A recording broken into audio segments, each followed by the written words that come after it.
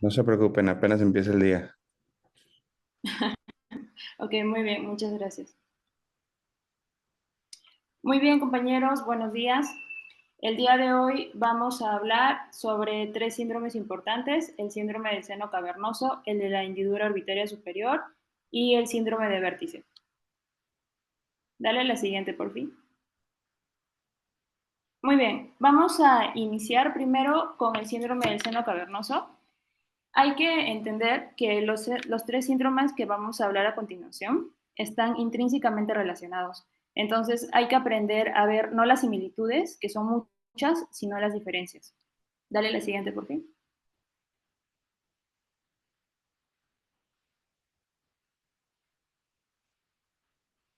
Vamos a hablar primero de las generalidades. Las generalidades del síndrome cavernoso, hay que entender que los senos cavernosos son estructuras venosas, trabeculadas, que son dobles, es decir, se extienden desde la fisura orbitaria superior hasta el ápex del hueso petroso del hueso temporal.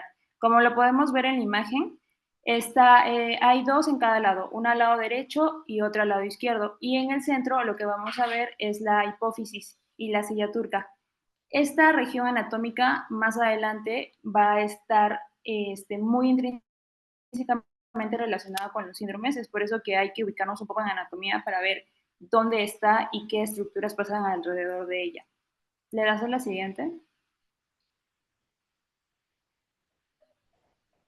Muy bien. Vamos a empezar hablando del drenaje hacia el seno cavernoso. El drenaje, dale la siguiente por fin para que aparezca la imagen. Ok, súper. El drenaje hacia el seno cavernoso. El drenaje hacia el seno cavernoso, vamos a ver que drenan hacia las venas oftálmicas, las cerebrales medias superficiales, las cerebrales inferiores y las venas de los senos esfenoparietales y las esfenoidales. En esta imagen podemos ver cómo el drenaje vascular de la órbita y del seno cavernoso está intrínsecamente relacionado porque contienen un plexo de venas que van a drenar no solo hacia las órbitas, sino también venas intracraneales. Y esta es la importancia como tal. Vamos a ver además que la arteria carótida va a pasar a través del seno cavernoso. Es decir, todos los trastornos vasculares son una causa común que nos puede llevar a un seno cavernoso. Estas venas orbitarias, que van a incluir las oftálmicas, también están conectadas anteriormente a las oftálmicas superiores y a las inferiores. Dale la siguiente, por fin.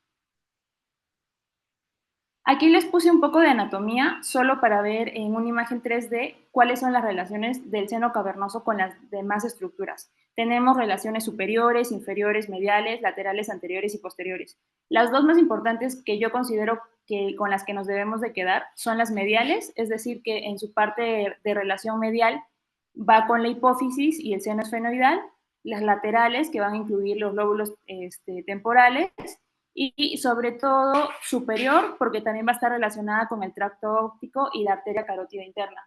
Recordemos que el drenaje vascular como tal va a ser igual de los dos lados porque tenemos uno al lado derecho y uno al lado izquierdo. Dale la siguiente, por fin. Aquí les quise poner en cuanto a anatomía un poco de la estructura de la pared lateral del seno y en esta imagen me gustó mucho porque si podemos ver el seno cavernoso, podemos ver de color amarillo cada nervio que está relacionado con este. Y es ahí en donde empieza la importancia de este síndrome por las estructuras de la pared lateral en las que están.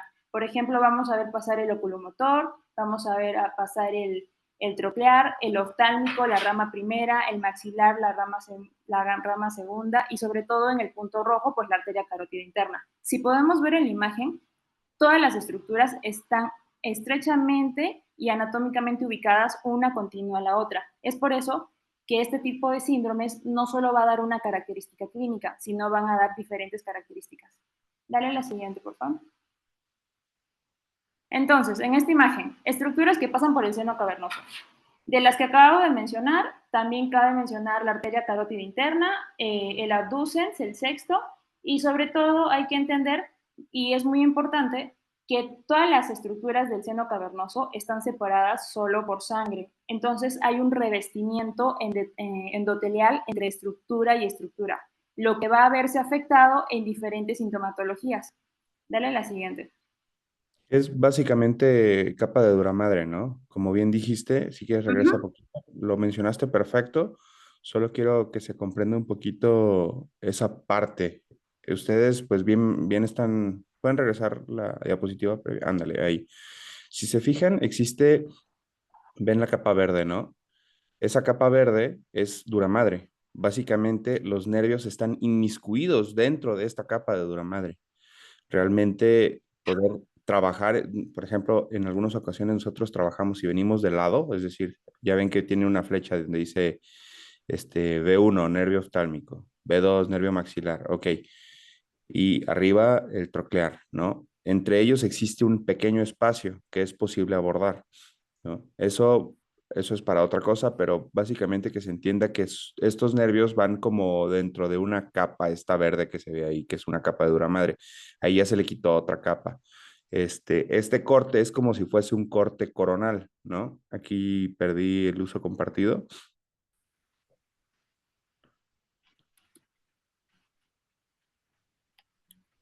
Mm,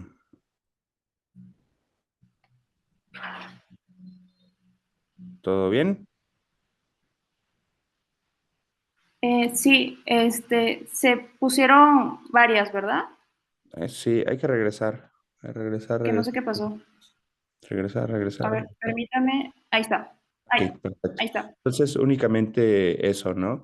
Y como bien lo comentas, existen ocasiones en las que, como es regional, o sea, si se fijan, están en un espacio no mayor a 1 o 2 centímetros. Como es regional el asunto, pues a veces cuando son síndromes de seno cavernoso no vienen solos, ¿no? Entonces, es importantísimo recordar cómo es su disposición para entender, por ejemplo, cuando encontramos un B1 ya de manera intencionada, buscar B2, buscar lesión en el patético, que a veces pasa desapercibido, e incluso algo del oculomotor, pues buscar todos los demás, ¿no? Pero muy bien ahí, esta imagen me gusta.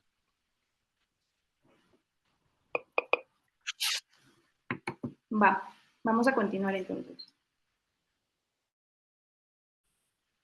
Pues aquí ya lo que acaba de mencionar el doctor, de las estructuras situadas que están en la pared lateral del seno cavernoso y el revestimiento como tal. Ahora vamos a hablar, y lo creí importante, sobre las tributarias. Si bien no necesitamos entender al detalle todas, hay que entender de que las tributarias del seno cavernoso son importantes mencionarlas porque están desde la órbita, desde el encéfalo y desde las meninges. Entonces, todas estas patologías realmente abarcan diferentes sintomatología y muchas de estas pueden ser un peligro fatal para la vida. Entonces, por ejemplo, la vena desde la órbita, las más importantes y las que debemos, como podemos ver en la imagen, la oftálmica superior, la vena oftálmica inferior, la central de la retina, en el encéfalo, pues la cerebral media y en las meninges, todos los troncos que van a ver de la meningia media. Aquí les puse también los canales de drenaje, que también son importantes porque a la hora de que haya diversas extravasaciones vasculares, estos nos van a servir de ayuda. En el seno cavernoso, entonces, va a drenar a través del petroso superior. Hay que ver también la vena yugular interna que pasa a través del petroso. Y por último, todas estas van a pasar por el foramen oval. Es decir, Tri- aquí en esta imagen, en la primera, me gustó mucho, si pueden ver en el centro, cada seno cavernoso, tanto el derecho como el izquierdo, se comunican entre sí mediante los senos intercavernosos, que son la parte central, ya sea parte anterior o posterior. Entonces, es por eso de que puede ser solo de un lado las patologías que vamos a presentar o pueden ser de los dos. Dígame, ¿no? Comentabas de meningia media. Bueno, meningia media es arteria, ¿no? Tributaria se refiere a todo, o sea, para quien no llegase a entender esa parte, tributaria es toda aquella estructura venosa que drena o se comunica como tal, llega al seno cavernoso, ¿no? Y como tal, la más importante para los oftalmólogos son todas las venas que se relacionan con la vena oftálmica superior y también la inferior, ¿no? Eso es lo más importante. Como ya bien lo comentas, ya comentaste las petrosas, ¿no? Superior o inferior. Existe otras, como las del encéfalo, que realmente se llaman esfenoparietal, ¿ok? El nombre es esfenoparietal. Y existen otras que vienen directamente ahí donde viene señalado cavernous sinus. Debajo, a veces existen comunicaciones con la fosa subtemporal. Entonces, o incluso directamente en la fosa esfenopalatina. Pero básicamente son estas las tributarias, ¿vale? Y también el plexo basilar, ¿no? Que como tú ya bien lo comentas, nos ayudan en ocasiones a unir un plexo seno cavernoso con otro seno cavernoso. Pero sí, meningo, acuérdense, esa meningo orbitaria, que es lo del encéfalo, no tanto la meningia media. Meningia media es arteria, ¿sale?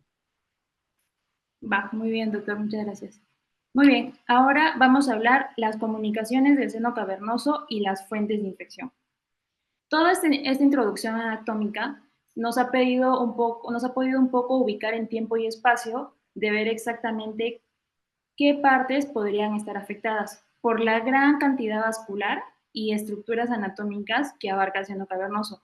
Entonces, desde su parte anterior, en donde, como el doctor lo comentaba, están venas oftálmicas superiores e inferiores, es decir, todas las que van a drenar cara, nariz, senos paranasales y órbitas, las que más podrían estar relacionadas, por ejemplo, son heridas infectadas en la cara, erisipela, incluso la manipulación de un suelo, forúnculos, celulitis orbitaria, que es muy común, sinusitis. En la parte posterior, recordemos que el seno petroso superior va a drenar en el seno transverso como tal. Y aquí estas están relacionadas intrínsecamente con las venas laberínticas. Es por eso que en su parte anatómica posterior, las que van a estar relacionadas es el oído medio y las celdas mastoideas. A nivel superior, como ahorita hace un momento lo mencionaba también el doc, hay comunicación con las venas cerebrales. Entonces, a nivel superior, esta afectación se puede dar en causas como la meningitis o abscesos cerebrales. Y la inferior, pues, está relacionada con la región amigdalina y es por eso de que también puede darse esta patología a través de una amigdalitis. Esta, en grandes rasgos, todas las patologías que pueden estar relacionadas y que nos pueden dar un síndrome del seno cavernoso. Como pueden ver, pues son muchísimas, son muchas variables, pero es importante más o menos ubicarnos en tiempo cuáles podrían ser y cuáles no. Aquí les puse una imagen del polígono de Willis, ya lo vimos en una clase pasada, simplemente es para recordar un poquito que las principales arterias que van a irrigar el encéfalo, pues ya sabemos que son las carótidas internas, ya sean derecha o izquierda. Y estas lo único que van a hacer son distribuir sangre principalmente en la porción del encéfalo y tienen que estar relacionadas totalmente con la circulación. Como estas arterias se van a interconectar en el círculo de Willis o polígono de Willis, vamos a ver de que estas interconexiones, o sea, estas anastomosis, van a ayudar a distribuir la sangre a través de todo el encéfalo. Entonces, cuando hay alguna afectación de alguno de los nervios craneales en particular, pueden verse afectadas por estas lesiones vasculares. Entonces, la importancia clínica, y la vamos a ver más adelante, de uno de los diferenciales que son los aneurismas, es de que, por ejemplo, un aneurisma de una carótida intragavernosa, pues va a afectar todos los nervios oculares que estén dentro del seno cavernoso, dándonos así oftalmoplegias, afectaciones de nervios craneales como el sexto. También el no entender toda la importancia de las venas y arterias no nos va a permitir entender cuándo se da una trombosis del seno cavernoso, por qué se compromete la carótida interna, cuál es la relación del flujo que se está obstruyendo en el polígono de Willis. Entonces, pues esta imagen se me hizo importante solo para entender todas las interconexiones que existen. Ok, perdón. Bueno, aquí vamos a ver, pues, en resumen, lo que habíamos visto. El plexo venoso de las venas tiene paredes muy delgadas, como las podemos ver. Recordemos de que, y es lo más importante, están acá al lado de la silla turca, en el cuerpo del hueso del esfenoides, y pues están intrínsecamente relacionadas con la fisura orbitaria superior. Es por eso que uno de los síndromes diferenciales también va a ser el síndrome orbitario superior. Aquí, pues recordemos de que estas anastomosis son relevantes porque van a propagar las infecciones y las neoplasias. Como lo habíamos visto hace un momento, todo está tan pegado, todo está tan relacionado que tanto venas y arterias pueden ser rutas alternativas para algún tipo de propagación de infección. Y por la otra cara de la moneda, estas también son rutas para que nos permitan un mejor drenaje venoso cuando haya pacientes con obstrucciones. Entonces es una ventaja y una desventaja a la vez. Aquí les puse a nivel de una evaluación oftalmológica los principales signos y síntomas que nos puede llegar un paciente. El 90% de los pacientes, como lo vemos en la pirámide, pues van a presentar cefalea, algunos van a presentar diplopia en su mayoría, oftalmoplegia. Generalmente decía el libro que la oftalmoplegia es casi siempre dolorosa, pero como bien hemos hablado, nada está escrito en medicina, entonces también puede ser no dolorosa, entonces no es necesariamente que vaya a ser siempre el cuadro característico.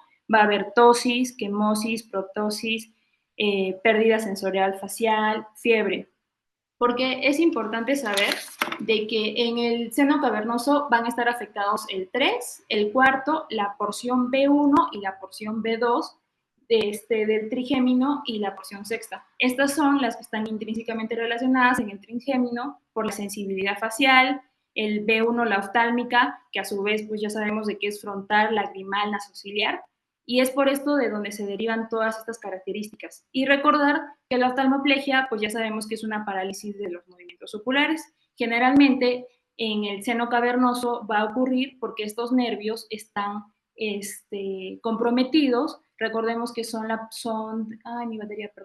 responsables del movimiento. Al estar comprometidos, pues vamos a ver la oftalmoplegia como tal, que se va a producir por una compresión, por una isquemia, por una inflamación.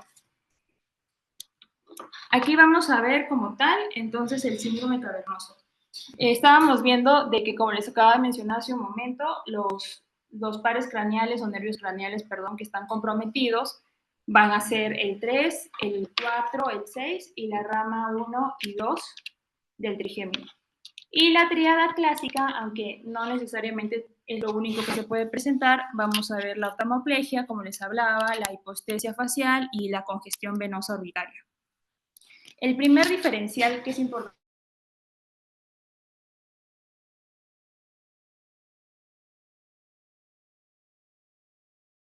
mencionar, pues es el de la fístula triada, se las puse a un costadito para poder entenderla. Trae quemosis, trae un soplo ocular y trae una exoftalmos pulsátil. Más adelante vamos a desarrollar un poquito más de cada una de estas triadas, pero es importante diferenciar entre un síndrome de seno cavernoso y una fístula cariotidio cavernosa. Como podemos ver, no son la misma sintomatología. Entonces, síndrome de seno cavernoso. Aquí les puse todos los orígenes que puede producir un seno cavernoso: infeccioso, inflamatorio, vascular, de origen neoplásico. De todos estos, los que son más comunes y con los que nos debemos de quedar es el síndrome de Tolosa-Hunt, que lo vamos a hablar un poquito más adelante, y la fístula carotidio cavernosa. El síndrome de Tolosa-Hunt no es más que otra cosa que una inflamación idiopática y estéril que afecta directamente el seno cavernoso. Las patologías ahora vasculares como tal, vamos a ver, por toda la anatomía que habíamos hablado de venas y arterias, obviamente patologías vasculares siempre se van a presentar. ¿Cuáles tenemos? Fístula carotidio cavernosa y los aneurismas carotidio cavernosos.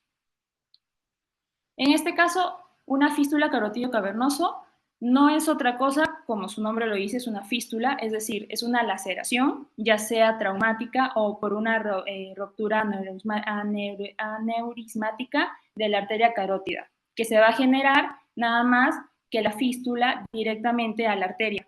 En este caso, el estudio que nos va a ayudar para entender un poco mejor el diagnóstico, ya sea la tomografía o la resonancia magnética, nos va a presentar un ensanchamiento de las venas oftálmicas, lo que a su vez va a generar todo este acúmulo de líquido en la cavidad orbitaria, lo que nos va a presentar los síntomas. Como podemos ver en esta imagen que puse al lado, quemosis, sobre todo, y un exoftalmos pulsátil.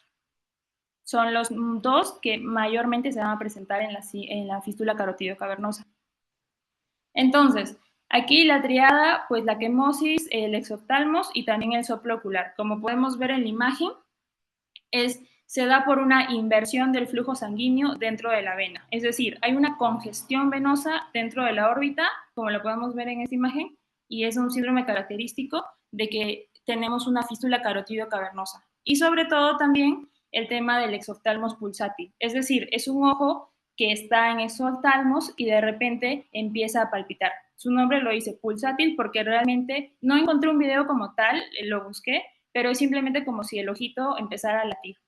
Entonces es imposible que pase por alto. La clasificación como tal puede ser igual, diferentes morfologías, etiológica, hemodinámica, anatómica. Etiológica, traumático o espontánea, generalmente el 90% de los casos traumática. Hemodinámicamente, flujo alto, flujo bajo, va a depender si la fístula es directa o indirecta. Y anatómicamente, pues a qué parte de las estructuras está afectado, ya sea un traumatismo corneal grave o algún tipo de afectación como un soplo corneal después de algún tipo de obstrucción. Aquí en las fístulas, esta imagen me gustó mucho porque si se pueden ver en la flechita que está a su mano derecha, vemos cómo está la fístula.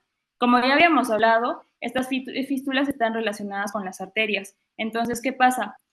Surgen de la ruptura de un aneurisma previo que hubo en alguna de estas arterias. O incluso se han reportado casos que hay complicaciones por cirugías, por una angiografía por catéter. Recordemos que venas y arterias pues son estructuras muy delicadas. Entonces, cualquiera de esta manipulación nos puede generar una fístula. Aquí en la imagen, como podemos ver, pues está el seno cavernoso en la parte roja y en la parte en donde están las flechas grises está drenando por ahí la comunicación que se dio a raíz de la fístula que se produjo. Entonces, como resultado de estas comunicaciones anormales que venimos hablando, pues va a haber una gradiente de presión basal alterada. Las venas están afectadas y se van a empezar a arterializar. Entonces hay una elevación de la presión intravenosa, que a su vez nos van a dar cambios hemodinámicos en la vasculatura, incluida velocidad y dirección del flujo. Es importante mencionarlo de la dirección del flujo porque recordemos de que, vamos a poner esta imagen de aquí, el flujo sanguíneo se va a dirigir y sobre todo se va a producir y se va a ver afectada más que nada por una éstasis venosa arterial dentro del ojo y de la órbita, lo que a su vez nos va a dar el aumento de la presión epiescleral, la disminución del flujo sanguíneo arterial y pues todos estos cambios dentro del seno cavernoso. Como les había comentado más adelante, perdón, anteriormente, pueden ser unilaterales e ipsilaterales, pero como ya vimos anatómicamente que hay dos senos cavernosos que están conectados por las interconexiones, pueden ser de los dos lados.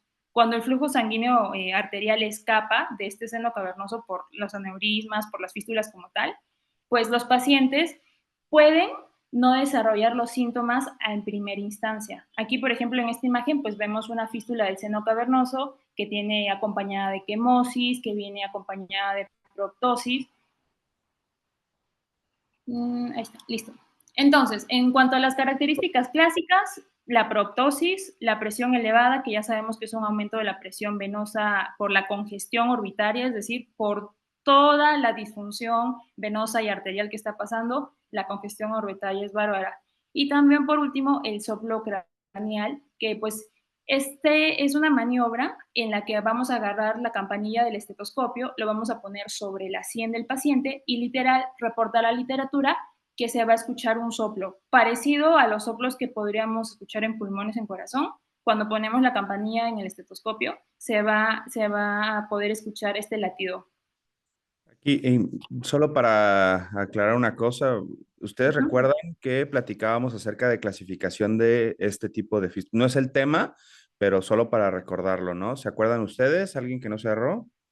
¿Cómo se llama esta clasificación de las fístulas carótido cavernosas? Ya lo hablamos alguna vez. Y de eso depende, ¿no? Básicamente tu sintomatología, con qué presentación se va a dar, lo florido del cuadro, e incluso si podrías llegar o lograr esto que está diciendo Ro. A mí me ha tocado una vez en la vida nada más encontrar un soplo de estos. ¿Nadie?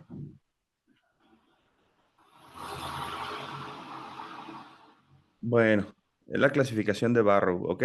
Existen Uh -huh. cuatro tipos, Barrow A, B, C y D. La A es cuando existe comunicación directa con la carótida. La B es cuando son ramas de la carótida interna, es una indirecta, no es tan florido el cuadro. C es cuando son meningias, ¿no? Hablábamos de Uh unas -huh. arterias meningias que llegan al seno cavernoso. y D cuando son carótida, perdón, perforantes tanto. Meningios y carótida interna y externa, ¿no? Correcto. La D.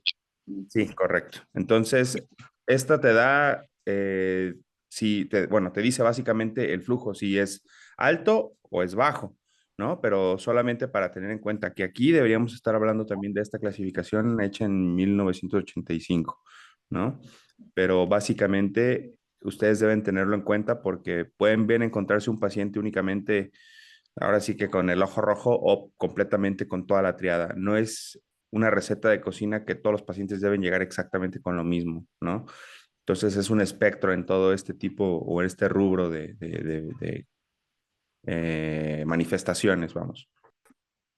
Ujú. Muy bien, muchas gracias, Doc. Sí, respecto a la clasificación de Barrow, pues como usted bien lo dice, son cuatro, ¿no? De la A a la D. Creo que yo lo entendí así y me lo quedé, de que la A, que es la primera, es un gran flujo. La B es un flujo medio, la C ya es un flujo bajo y la D pues es la que es mixta. Pueden ser meningias, la carótida interna, la externa. Pero sí es muy importante porque realmente puede pasar incluso solo que haya una congestión arterial o venosa y tengamos un ojo rojo, no tengamos ninguna otra característica y podemos pensar de que es una hemorragia subconjuntival. Y no vemos más atrás todo lo que implica. Entonces, sí, es muy importante ver la diferenciación.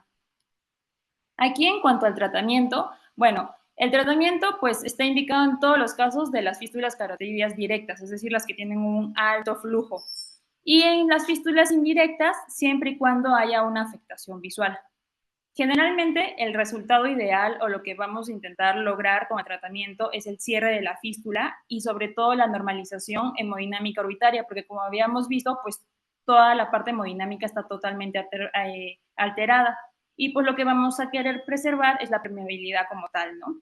Ahora, el cierre selectivo de las fístulas sin oclusión de la arteria carótida interna se puede realizarse mediante abordajes endovasculares. Yo encontré en la bibliografía que los que más usuales se pueden hacer son embolizaciones y las oclusiones con un balón desprendible. Para la oclusión de un balón desprendible, yo lo entendí así, es introducir un catéter o un microcatéter, perdón, con un balón en la punta, o sea, un globito en la punta. Este balón va a pasar a través del sitio de la fístula, que recordemos que es el lugar por donde está drenando, se coloca dentro del seno cavernoso, en donde está el defecto arterial como tal, se procede a inflar el balón, se infla lentamente, generalmente vi que puede ser con suero o con un medio de contraste, dependiendo. Luego, una vez de que se tapona todo este flujo entre la arteria y el seno cavernoso, ya hay un control angiográfico, o sea, ya está todo en éxtasis.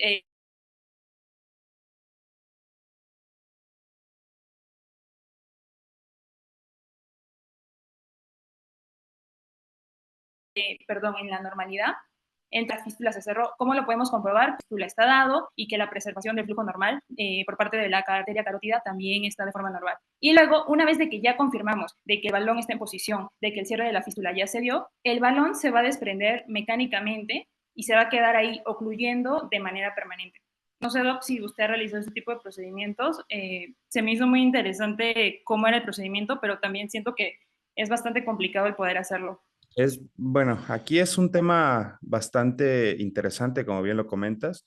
Este tratamiento es meramente endovascular, ¿de acuerdo? Esto, de hecho, es interesante desde la historia de los tratamientos de este tipo de patologías, porque previamente, hace, ¿qué te gusta? Hace 100 años, este tipo de patologías ya se sabía a qué se debían, ¿no? Eh, antes lo que se hacía era un abordaje cervical anterior, era más o menos, si me ven, ¿no? Uh -huh. Ok, era básicamente eh, llegar a través del cuello. A ver, espérame, porque acá me cerraron ustedes. Ok, era básicamente llegar a través del cuello, llegar a la carótida, se buscaba llegar a la carótida interna y de poco a poco, bueno, le ponían, por así decirlo, una llave que iban dándole vuelta y dándole vuelta a la carótida. ¿Sí me explico? El objetivo era Si no tengo flujo carotidio de este lado, tampoco voy a tener fístula, porque básicamente, pues, esa es la comunicación, ¿no? Entonces, lo que hacían era ir de poco a poco cerrando el flujo de la carótida para evitar esta fístula y también para evitar o que el cerebro de poco a poco, esto era a lo largo de meses incluso, para que el cerebro de poco a poco empezara a hacer una nueva, o vamos, llevase o supliera el flujo sanguíneo del lado contralateral. Lógicamente que a veces, la gran mayoría de las veces no salía como se pensaba, pero había ocasiones de éxito, ¿no? E incluso había ocasiones en las que embolizaban o dejaban que se fuera un pedacito de músculo, ¿no? O sea, producían básicamente que al existir este flujo, aprovechar el alto flujo, el músculo se fuera a taponear ese pedazo. Pero bien, después con las técnicas ya de advenimiento, pues de terapias endovasculares, lo que se busca es cerrar básicamente este flujo. Habitualmente puedes llegar a hacerlo como tú lo comentas o un acceso doble, es decir, puedes llegar básicamente por la carótida, que esto es por abajo, la punción a través de la femoral, o hacerlo bilateral, ¿no? Como tú lo comentas por aquí, es en ocasiones por la oftálmica o en ocasiones por la yugular, pero bueno, básicamente es por la oftálmica porque la tienes completamente de frente, ¿no? Y está muy, muy de cerca. Pero sí, actualmente se pueden utilizar, como bien lo dices, balones, se pueden utilizar, pues, coils o incluso están muy en boga, ¿no? Los famosísimos diversores de flujo, ¿no? Para irle quitando de poco a poco el flujo a la parte de la fístula. Pero eso se tiene que individualizar cada caso. Existe una batería enorme de posibilidades terapéuticas en este tipo de patologías y dependerá mucho de cómo, en dónde y qué tal está pues el flujo de la fístula. Y cómo saber cómo es el flujo exactamente, pues con angiografía, ¿no? Son procedimientos que, si bien la resonancia, como ya lo me imagino lo explicaste completamente, pues sí te puede dejar ver sobre todo la etiología, te puede dejar saber que tienes aquí algo que está comprometiendo el flujo, pero la forma de saber cómo funcionan este tipo de fístulas es mediante un abordaje diagnóstico invasivo, que es la angiografía cerebral. Ujú. Muy bien, Doc, muchas gracias. Entonces, continuando, vamos a ver algo que está también relacionado con venas y arterias, la tromboflebitis del seno cavernoso. Esta no es otra cosa que, y esto es en las etiologías que habíamos mencionado hace un momento, por una sinusitis bacteriana o fúngica complicada, generalmente se va a dar en pacientes diabéticos o inmunodeprimidos, como el caso de nuestro paciente en esta imagen que encontré. El diagnóstico, como lo acaba de mencionar el doctor, pues va a ser también mediante una tomografía, una angio o una resonancia. Muchas veces las trombosis venosas son secundarias a un foco séptico. En la imagen de la mano izquierda podemos ver la parte roja que nos hace mención a la afectación séptica que está teniendo el paciente. En la bibliografía encontré que los más característicos y los que generalmente sí pueden llegar a una afectación al seno cavernoso son actinomyces, mucor y aspergillus. Entonces, ¿qué pasa? Se origina un foco infeccioso que está ubicado anatómicamente entre las cejas hasta el labio superior. Es decir, entonces en cualquier parte de la cara de entre la ceja y el labio superior se puede dar una infección que nos pueda llegar al seno cavernoso. En este caso, el paciente va a referir, aunque como dice el doctor, no es una receta de cocina, pero puede haber un dolor localizado en el ojo, en la frente, en el párpado, puede haber incluso exoftalmos, algún tipo de paresia de alguno de los oculomotores que ya lo vimos anatómicamente, y sobre todo cuando se habla de una sinusitis bacteriana o fúngica complicada, pues se va a extender rápidamente al otro ojo, porque pues lo mencionábamos hace un momento, hay una conexión entre un seno y el otro. En este caso, pues entre pronóstico y tratamiento hay una alta tasa de mortalidad por el riesgo de la extensión de la trombosis venosas. Porque como ya lo habíamos visto en cuestión anatómica, pues recordemos que están conectadas también a las venas intracraneales. Incluso este tipo de patología nos pueden llevar a un infarto cerebral con una pérdida visual permanente. Entonces, es por eso la importancia de que tanto las infecciones faciales o sinusales graves que tienen un absceso, que pueden producir un absceso cerebral o una meningitis infecciosa o una propagación total al diaceno cavernoso y a la órbita continua. Entonces, no solamente se trata de una inflamación periorbitaria con un poco de tosis, proptosis o oftalmoplegia, sino que esto nos puede llevar incluso a una trombosis que nos va a dar como tal pues una pérdida visual permanente del paciente. Aquí les puse unas imágenes en las que pues vamos a ver en la primera imagen a mano derecha una quemosis con proptosis, como lo podemos ver en la flechita, grave por una trombosis de la vena oftálmica superior. En este paciente fue después de un traumatismo orbitario. Vamos a ver que en el corte axial de las órbitas pues se va a ver una vena oftálmica, no se logra distinguir porque está todo muy distorsionado, pero pues obviamente ahí está una vena oftálmica superior dilatada totalmente, y en la órbita derecha, lo que sugiere una trombosis de la vena oftálmica como tal, y pues también podemos ver en la imagen, si comparamos entre un ojo y otro, la proptosis importante. Siempre es importante pedir una tomografía contrastada para una mejor resolución. No solamente una tomografía o una resonancia. El contraste nos va a ayudar a visualizar mejor las estructuras, aunque como el doctor lo decía, pues una angiografía a nivel vascular es lo que generalmente es lo más óptimo para hacerlo. Y en Gold la standard. otra imagen, mándeme. El gold standard, pero sí, continúa. Sí, el gol estándar, correcto. Y pues en la otra imagen a mano derecha vamos a ver una dilatación de la arteria oftálmica. Si la podemos ver en la órbita derecha, toda la parte oscura es la vena oftálmica dilatada, muy dilatada. Creo que esta es una de las imágenes que más intenté buscarlas para poder que se pudiera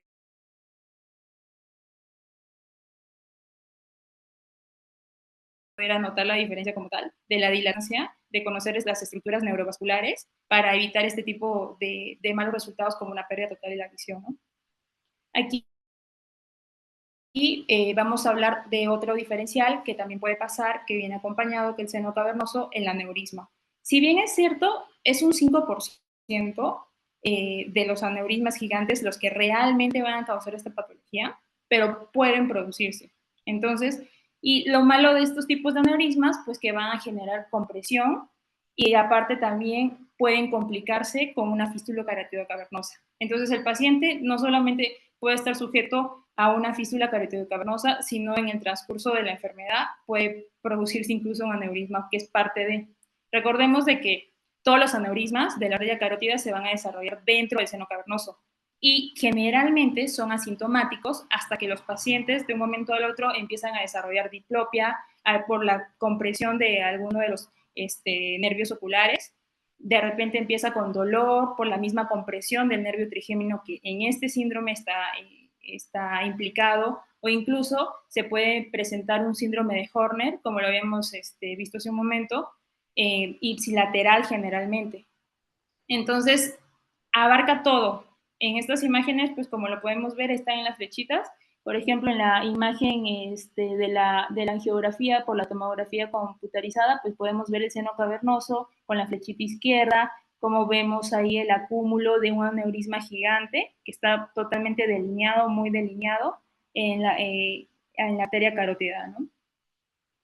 En cuanto al tratamiento, como ya lo hemos venido hablando, cuando son aneurismas carotidocavernosos no están detectados o si detectamos no están afectados, pues observación. Observación cercana. En las fístulas, en base a la clasificación que dio el doctor y todo lo demás, ya sean directas o indirectas. En las indirectas, como lo habíamos visto en el tipo D, pues el flujo es mixto o muy bajo, entonces podemos observarlas. En las directas, definitivamente hay que hacer algo, generalmente la embolización, es de los principales procedimientos que vi que se recomienda hacer. Y cuando hay una trombosis del seno cavernoso, pues drenaje, sí o sí. En otras palabras, aquí lo que va a pasar es que se tapa una arteria y hay que ver la forma de solucionarla, de una forma controlada y, como dijo bien el doctor, de forma selectiva para cada paciente en específico, para que este aporte de sangre pueda llegar de manera óptima. Aquí les hice una tablita de un resumen de la diferencia entre el síndrome cavernoso y el siguiente que vamos a ver, que es el síndrome de la fisura orbitaria superior. con la diferenciación anatómica. Como podemos ver, aquí muchos pares craneales, perdón, o nervios craneales son parecidos. Lo que nos va a ayudar a distinguir entre uno y otro son las diferencias. Entonces, podemos ver de que el seno cavernoso tiene B1 y B2 y la fisura orbitaria solo tiene B1. Entonces, esa es la primera diferencia que nos puede servir. Entonces, si vemos todos los nervios, el 3, el 4, el 6, pero tenemos B1 y B2, seno cavernoso. Si solo tenemos B1, síndrome de la fisura orbitaria superior. Aquí se la puedo dejar para que pues, más adelante la puedan repasar. Y tómale foto a esa, está muy buena. Y les puse también unas perlas de toda la parte del síndrome cavernoso que acabamos de ver. Diagnóstico, la prominencia de la vena oftálmica. Y se me pasó mencionarles de que el sexto nervio es de los más afectados con mayor frecuencia. Entonces, pueden que los demás no estén afectados, pero el sexto definitivamente tiene que estar. Y ahora vamos a hablar del síndrome del ápice orbitario o apex orbitario o vértice orbitario, que también lo mencionan así. En este síndrome, pues vamos a ver aquí, esta imagen se me hizo muy anatómica y muy fácil de entender, porque pues aquí podemos ver la órbita, ¿no? En las fisuras superior, media e inferior. Entonces recordemos un poquito de anatomía, pues la órbita es una pirámide con un ápice dirigido hacia atrás, o sea, es un cono que tienen diferentes interacciones con estructuras óseas, vasculares y neuronales. Nosotros en este síndrome solo vamos a hablar de la orbitaria superior. Y en la orbitaria superior lo que vamos a ver es el tercero, como lo podemos ver, el cuarto, el sexto y la rama del B1. Son los 4 que están ubicados anatómicamente en la parte superior y son los 4 que van a estar afectados en la fisura orbitaria. Entonces, como aquí lo mencionaba hace un momento, el oculomotor, el troclear, el óptico, el abducens y la primera división del nervio trigémino, a diferencia del otro que era la primera y la segunda rama. Entonces, como les había dicho, la proximidad anatómica de todos estos dos síndromes pues van a tener características muy similares. En la fisura orbitaria superior también se le conoce como el síndrome de Rochon-Dubinot, que es causado por lesiones anteriores del ápice orbitario, porque como lo vimos en esta imagen de aquí, está muy relacionado con el anillo de zinc. Aquí hay un círculo negro en donde lo podemos ver. Entonces, como está muy relacionado, pues la afectación del quinto par craneal también se puede dar. Y pues el síndrome del seno cavernoso, que es el que venimos hablando hace un momento. Las características clínicas más comunes: pérdida de visión, movimientos oculares dolorosos, los síntomas que nos van a ayudar a localizar la lesión como tal, pues igual, muy parecido al otro, dolor alrededor de la órbita, incluso alrededor de la piel, también de la órbita, de la piel alrededor de la órbita, un poco de dolor facial. Las afectaciones de los nervios, como los habíamos visto, pues oculomotor, abducens troclear, nos van a generar, igual que en el anterior, una oftalmoplegia, y los pacientes también pueden presentar diplopia, muchas veces con o sin posiciones compensatorias de la cabeza. Entonces, es muy subjetivo cómo puede venir cada paciente. No todos los pacientes tienen que presentar todo, no todos los pacientes están afectados en todas las ramas. Otros signos clínicos, igual que el anterior, proptosis, pueden haber presencia o ausencia de las sensaciones corneales y pues anomalías pupilares, ¿no? Un defecto pupilar aferente en donde se va a indicar de que el nervio óptico ya sufrió algún tipo de afectación. La anisocoria generalmente es el del lado de donde está afectado, es decir, esta pupila dilatada, pues porque las fibras pupilares del tercer nervio craneal en algún punto se tocaron. Recordemos que los defectos pupilares, pues lo normal es que tengan que llegar al núcleo de Edinger-Westphal, luego pasar al núcleo, transmitir la respuesta aferente, pero si en algún punto ya se afectó, pues obviamente no va a haber respuesta. Entonces, ese es un signo característico que nos va a ayudar a diferenciar, en este caso por la pupila. Entonces, diferenciación entre seno cavernoso y ápice orbital, pues nervios motores oculares y similares, sí. En el síndrome del ápice sí se va a dar y en el seno cavernoso no. Entonces, agudeza visual comprometida, visión borrosa, nervio óptico afectado, ápice orbital. La etiopatogénesis, al igual que el anterior síndrome, estas dos tablas se las intenté resumir, son todas las causas que podrían pasar y llevarnos a este síndrome. Es decir, inflamatorio, infeccioso, neoplásico, pueden ser causadas por infecciones virales, bacterianas, fúngicas, parasitarias, o sea, es un mundo de cosas que pueden afectarnos. Y lamentablemente, generalmente los pacientes sí vienen complicados porque hay las infecciones, como están muy continuas a los senos, entonces las estructuras circunstantes que están alrededor de ellas, pues se afectan. Entonces, aquí les dejo una tabla solo para poder más o menos darnos una idea de todo lo que puede ser, pero vamos desde inflamatorio hasta traumático, incluso problemas endocrinos, entonces mucho de dónde ver la patogenia. Incluso hay unas vasculitis que están asociadas. En este caso, pues en los ANCAS, la más importante o la que más se va a presentar es la granulomatosis de Werner. Recordemos de que la granulomatosis pues, es una vasculitis sistémica, autoinmune, causa desconocida, que generalmente va a generar un proceso inflamatorio en los vasos de mediano y gran calibre. Y como venimos viendo alrededor de toda la presentación, hay muchas venas, hay muchas arterias, entonces basta que un proceso inflamatorio se dé para que se dé algún tipo de vasculitis. Aquí también hablamos del síndrome de Tolosa-Hunt. Este síndrome o THS se va a presentar en los 3 síndromes que vamos a ver. Esta es generalmente más común en el de lápiz orbital, pero no podemos descargar que en los otros 2 también se presente.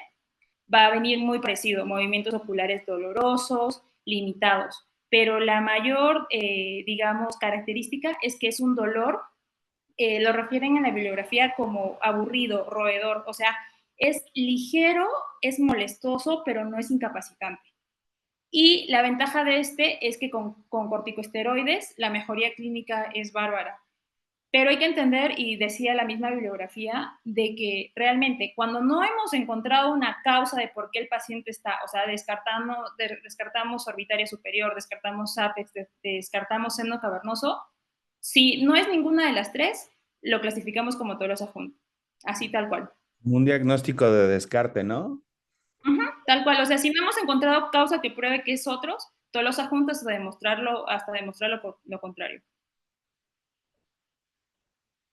Y pues en cuanto al diagnóstico, encontré esta clasificación de la Sociedad Internacional de Cefaleas, la ICHD3, en donde nos dicen de que estos 5 puntos nos van a ayudar a clasificar que es un THS, o sea, un Tolosa Hunt, que en la resonancia haya alguna inflamación del seno cavernoso, que haya parálisis y como lo bien lo dice, de 1 o más, es decir, basta con 1 para poder clasificarlo. El dolor de cabeza, que es alrededor de la órbita, del mismo lado, o sea, ipsilateral, y sobre todo este punto se me hizo muy importante. El dolor de cabeza se desarrolló al momento de que se presentó la parálisis o dentro de las 2 semanas de este. Entonces, ahí ya nos puede dar un poco de directrices de que es un Tolosa Hunt. Y la última, y en la clasificación viene así, cuando no hay otro diagnóstico mejor que explique los síndromes del paciente, es un Tolosa Hunt. Punto. El examen de un paciente con Tolosa Hunt, THS, pues hay que buscar glóbulos blancos, una resonancia magnética, descartar causas inflamatorias, fúngicas, y es muy importante ver que es una causa inflamatoria, porque si es algo fúngico infeccioso y empezamos con corticosteroides, problema total. Entonces, hay que ver cuál es la causa como tal, y la ventaja de este es que es una respuesta óptima con los esteroides. Entonces, muchas veces no hay que recurrir a inmunosupresores, muchas veces sí, depende del cuadro como tal, si está muy florido o está un poco más controlado, pero tiene un buen pronóstico. Tolosa Hunt tiene un mejor pronóstico por la inflamación granulomatosa que un síndrome de seno cavernoso. Hay otros organismos que también pueden estar implicados. Aquí les hice un pequeño resumen de los que pueden ser estafilococos, estreptococos, pseudomonas. Pseudomonas es muy importante porque recordemos de que la pseudomona causa una destrucción y propagación ósea. Entonces, de las más invasivas, pseudomona. Y la más temida y la que sí tiene consecuencias fatales, pues la mucormicosis rinocerebral. En infecciones parasitarias, muchos parásitos. De los que más vemos, de los que más conocemos y los que más hemos visto, Taenia solum por la cisticercosis y Saginata.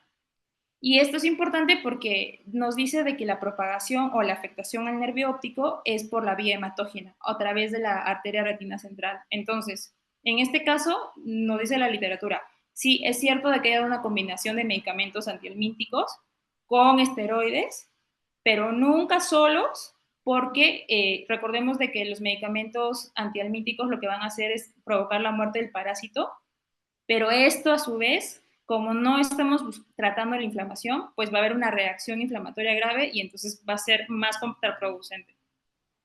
E incluso nos hablan de tumores y neoplasias que pueden ser causa. En este caso, generalmente son los tumores de cabeza y cuello y los que tienen ya alguna lesión metastásica. Todos los pacientes que tienen cáncer de cabeza y cuello pues tienen un mal pronóstico. De los tumores más comunes que se pueden presentar y están relacionados, meningiomas, schwannomas y neurofibromas. Otro punto importante también es que todos estos síndromes, incluso los otros dos que mencionamos, pueden ser por un trauma y una iatrogenia. Entonces, todo esto por las causas vasculares, o sea, las lesiones vasculares que se pueden dar. En este caso, pues ya habíamos visto que todos los traumatismos que resulten de un síndrome de un ápice orbital requieren una descompresión quirúrgica y aquí les puse unas causas vasculares, 3 lesiones vasculares que nos van a dar el síndrome. La fístula, que ya lo mencionamos, los aneurismas, que ya los mencionamos, y la trombosis, que ya se mencionó. Entonces, aquí les puse solo un recordatorio para que nos sirva a diferenciar cuándo es síndrome, cuándo es lesión y cuándo es un síndrome del ápice orbital. Entonces, cada diferencia nos va a dar qué patología va a aparecer. La diferencia es mínima, nervio óptico en unos, P1 en unos, P2 en otros. Buenos días. Y en cuanto al tratamiento, pues, si ya son condiciones inflamatorias, ya sabemos que son corticosteroides. El aspecto clave siempre va a ser dirigido a encontrar la condición, o sea, lo que nos está provocando este síndrome, si es inflamatoria, si es fúngica, si es infecciosa. Y en algunos casos, a pesar de los corticosteroides, cuando no resuelve, se ha visto, la bibliografía nos dice que podemos usar metrotexato o aciatropina, o sea, inmunosupresores que de alguna forma nos ayuden a combatir la patología. Y por último vamos a hablar del síndrome de la fisura orbitaria superior. El síndrome de la fisura orbitaria superior, pues como lo podemos ver en esta imagen, que es la misma que vimos anteriormente, vamos a ver que es superior, medio e inferior, ¿no? En este caso, la fisura orbitaria superior lo que nos va a dar de diferenciación de las otras es que tenemos el 3, el 4, el 6 y el B1. Aquí esta imagen en 3D me gustó mucho porque ahí podemos ver en la imagen de la derecha, ahí están los nervios, ahí está el anillo de zinc y todo en azul, pues son toda la conexión de venas. Entonces, si podemos ver la imagen, todo está intrínsecamente relacionado. Es por eso que la afectación es tan grave y abarca tanto, porque todo está pegadito. Aquí, como podemos ver en esta imagen, pues vemos el anillo tendinoso de zinc, los nervios, la división de la fisura orbitaria en sus 3 sectores y todo lo que abarca. Vamos a ver que en este síndrome la etiología vuelve a ser muy parecida. Traumáticas, neoplásicas, inflamatorias, infecciosas, hemorrágicas y por último idiopática. En este caso, generalmente las neoplásicas están relacionadas con los linfomas y los rhabdomiosarcomas. Y infecciosas, se ha visto que la más común es la sífilis. Entonces, también podría ser un diferencial. Traumáticas, aunque es un poco más raras, los traumatismos maxilofaciales también se pueden dar. Acá vemos un corte axial en donde vemos la flecha roja, en donde como tal, pues ahí vemos la fisura, ¿no? Es una fisura franca, no hay forma de no verla. En cuanto a la anatomía, lo que les acaba de mencionar, 3, 4, 6 de nervio craneal, la primera rama del B, o sea, la B1, la vena oftálmica por añadidura, porque pues está muy cerca, y las arterias meninges, porque pues como lo habíamos visto, están intrínsecamente muy pegaditas. Aquí en la otra imagen de la hendidura esfenoidal, pues recordemos anatomía, están las alas menores y mayores del esfenoides, las que van a comunicar con la órbita, que a su vez conecta con la fosa craneal, ¿no? Entonces, ahí vamos a ver la parte superior del troclear, la rama frontal, la lagrimal, la oftálmica. Es por eso de que todo este contenido se ve tan afectado porque incluso nervio oculomotor, incluso ramas nasociliares del quinto y de la rama de la vena oftálmica también pueden presentar compromiso. Aquí les puse en imágenes, solo porque hemos venido hablando mucho del nervio trigémino, ya recordemos de que tiene 3 ramas, en este caso B1, B2 y B3, en este caso las que más hemos visto en los síndromes, pues B1 pues oftálmica, B2 que es maxilar, y recordemos también aquí como podemos ver todo lo que abarca, ¿no? Entonces sí es la mayoría de las cosas que los síntomas están totalmente relacionados, porque el trigémino pues también está afectado. Esta imagen se me hizo muy bonita porque en la parte izquierda, en donde está el puntito rojo, pues es un plexo triangular. Y aquí podemos ver exactamente qué tan continuos está una rama de la otra. Entonces, están las tres tan pegaditas y la carótida interna también está. Entonces, es por eso de que todas las relaciones se afectan como tal. La de la derecha está muy específica para poner estos nervios. No sé si se... Recordemos de que en este no, caso, ¿comentaste pues cómo se la llama este ganglio? 1 y el nervio oftálmico, mándeme. No sé si se me trabó el audio o no sé, pero esa imagen previa sí comentaste cómo se llama ese ganglio. En este de aquí, Ujú. ¿o cuál? Ese donde está precisamente el puntito rojo. No lo escuché. ¿En dónde qué? En donde está el Ese punto, es el cabo de Mendel, ¿no? el Cavum de Meckel, ese es el sitio en donde reposa, pero ¿cómo se Ajá. llama ese ganglio? Eh, el semilunar. De Gasser, ¿no? Ah, de Gasser. Ajá, es el famosísimo ganglio de Gasser, ¿no? Pero muy bien, ok, y ahí es donde nace, ¿no? Ahí si se fijan cómo viene Sí, la o sea, porción es la cisternal. raíz de todo, literal. Ajá, está ahí el Cavum de Meckel, en donde está prácticamente todo. Y debajo, y ahí más lo pones bien en la imagen, debajo de B3, por debajo existe, pues por ahí pasa la carótida interna, ¿no? Por ahí pasa el alma, dirían. Ujú, exacto. Sí. ¿Ok? Sí, es la carótida interna en la porción más intrapetrosa y pues ahí está todo el conducto y de ahí está, esta imagen me gustó mucho porque ahí podemos, o sea, usar un poco de imaginación que se va a interiorizar hacia el cráneo, ¿no? Entonces, o sea, inicio, base y ya, entró. Entonces, sí, sí, eso me gustó muchísimo por eso. Vamos a ver ahora la patogenia. Pues ya sabemos de que es una compresión directa de las estructuras orbitarias que van a atravesar pues, la fístula orbitaria superior.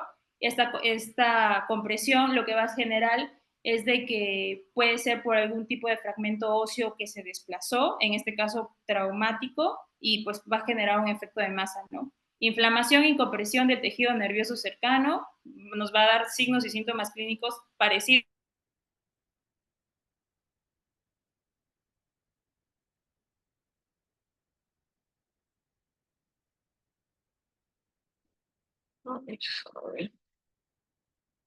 ¿Nos escuchan? A los que ya hemos visto. Solo para recordar aquí propia, toda la afectada, pues ese es un signo de que nos puede ayudar a la diferenciación como tal. En el diagnóstico, lo mismo que en los anteriores síndromes, tomografía, resonancia, angiografía, en algunos casos, generalmente las angiografías, pues la angiografía va a ser el gol estándar para ver las alteraciones vasculares, ¿no? En este caso, incluso de tipo hemorrágico, pues gol estándar para hacerlo. La fisura el síndrome de la fisura orbitaria superior o Roche-en-Dubineau, que es el segundo nombre que se le llama, pues no es nada más que los síndromes causados por la compresión de las estructuras en el ápice orbital, como lo acabamos de ver hace un momento.